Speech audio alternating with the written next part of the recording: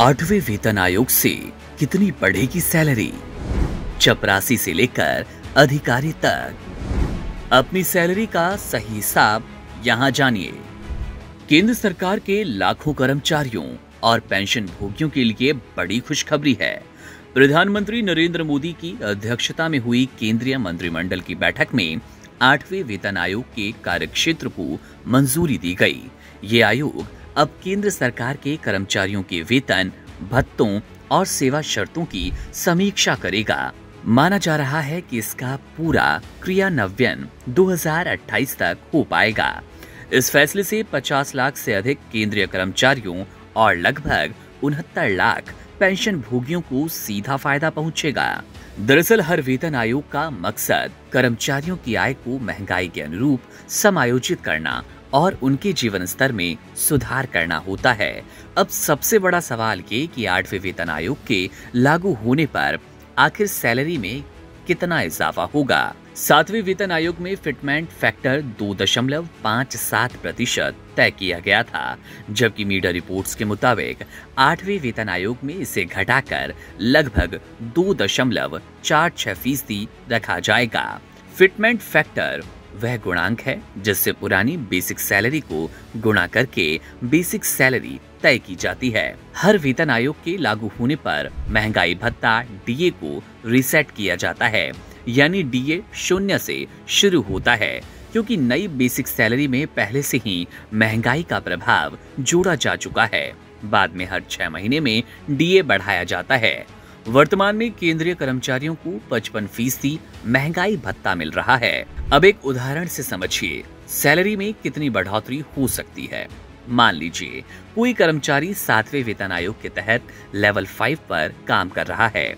उसकी मौजूदा सैलरी इस प्रकार है: बेसिक पे 29,200 रुपए, महंगाई भत्ता जो कि 55% है 16,060 रुपए, और मेट्रो शहर के हिसाब से एचआरए 27% यानी कि 7,884 रुपए। इस हिसाब से उसका कुल वेतन 53,144 रुपए होता है। अब अगर 8वें वेतन आयोग में फिटमेंट फैक्टर 2.46% लागू हुआ तो उसी कर्मचारी की नई बेसिक सैलरी 29,200 गुणा 2.46%, इसका जोड़ होगा 71,832 रुपए, जो कि शुरुआत में डीए को 0 कर दिया गया। इसलिए प्रारंभिक महीनों में डीए नहीं मिलेगा, लेकिन एचआरए बेसिक सैलरी के अनुपात में बढ़ेगा, जो कि 27% रहेगा।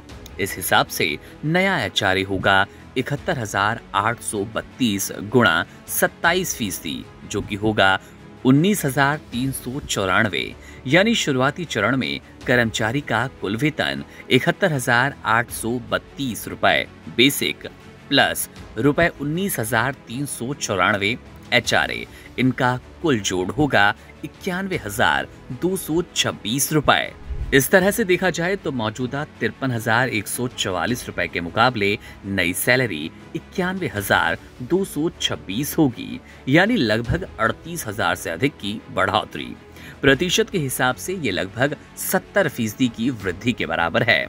हालांकि शुरुआत में डीए हटने की वजह से कुछ लोगों को लग सकता है कि बढ़ोतरी उतनी बड़ी नहीं है, लेकिन जैसे जैसे महंगाई भत्ता दोबारा मिलेगा, सैलरी में इजाफा होगा, जब डीए फिर से 20% से 30% तक पहुंच जाएगा, तब कुल वेतन लगभग 1 लाख के पार होगा। स्पष्ट रूप से कह सकते हैं कि 8वें वेतन आयोग के लागू होने के बाद केंद्रीय कर्मचारियों की आमदनी में जबरदस्त बढ़ोतरी देखने को मिलेगी।